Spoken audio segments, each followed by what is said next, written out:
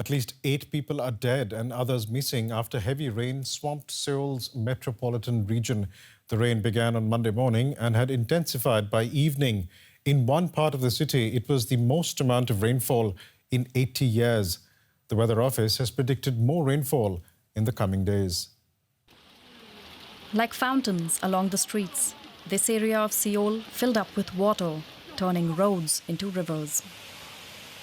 It even drowned the upscale district of Gangnam, known for its designer outlets and high-end cars. People thought they would be safe here. I couldn't believe that I was trapped in a building with 40 other people in the middle of Gangnam district due to floods. It reminds me of the Titanic. I was so scared. My 2 little sons were waiting at home, so I wanted to go back home, which was only 10 minutes away, but I couldn't possibly move. And that situation was unbelievable. Today, I finally began to feel the impact of climate change. All these things are caused by it. Climate change is believed to be making rains heavier and more erratic. This was South Korea's worst rainfall in decades. The consequent flooding turned deadly and brought buses and subways to a halt.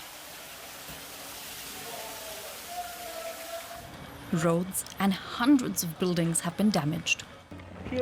I am shocked by the damage. The same thing happened around 11 years ago, and it is sad that the government has not taken any measures. South Korea's president had been criticized for handling the disaster remotely from home. But early Tuesday, he visited flood-affected areas to see how bad the situation is. The government should review the current disaster management system from scratch.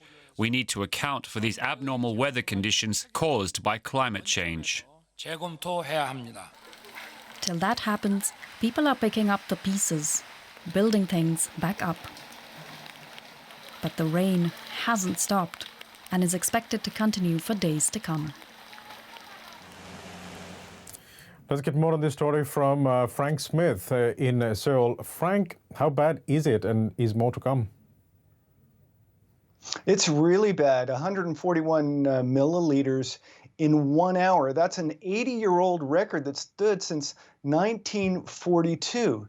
Now, Tuesday morning, this morning, people were told to go back to work. It had dried up a little bit. Emergency crews were repairing things, pumping out some of the water. But then it started to rain again. At my location, I was looking over a sort of small stream that has a walkway of stones across it. And I was going to go for a bike ride. It was drying up. And then it started raining again. The stones across the stream have been submerged.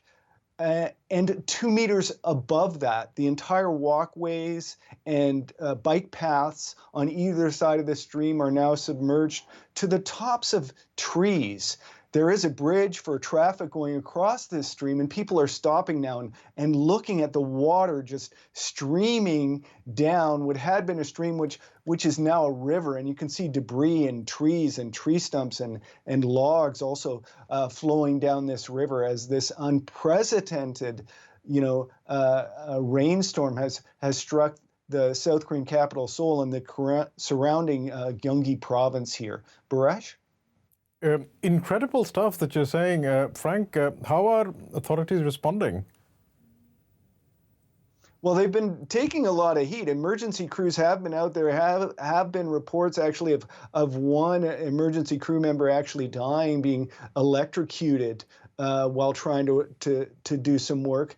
But most of, I think, the criticism is political, at least some of it. Yoon Suk-yeol is the president. He moved the presidential office to a different location, and that new presidential office is being remodeled and refurbished for him. So he's still living at home and commuting. He left for home last night, on Monday night, sort of when this intense storm, this monsoon, struck the capital region, and he didn't get back to his office in the morning. So he's under a lot of criticism for working from home during this critical period. He did get out to one of the locations that was seriously affected by this flooding.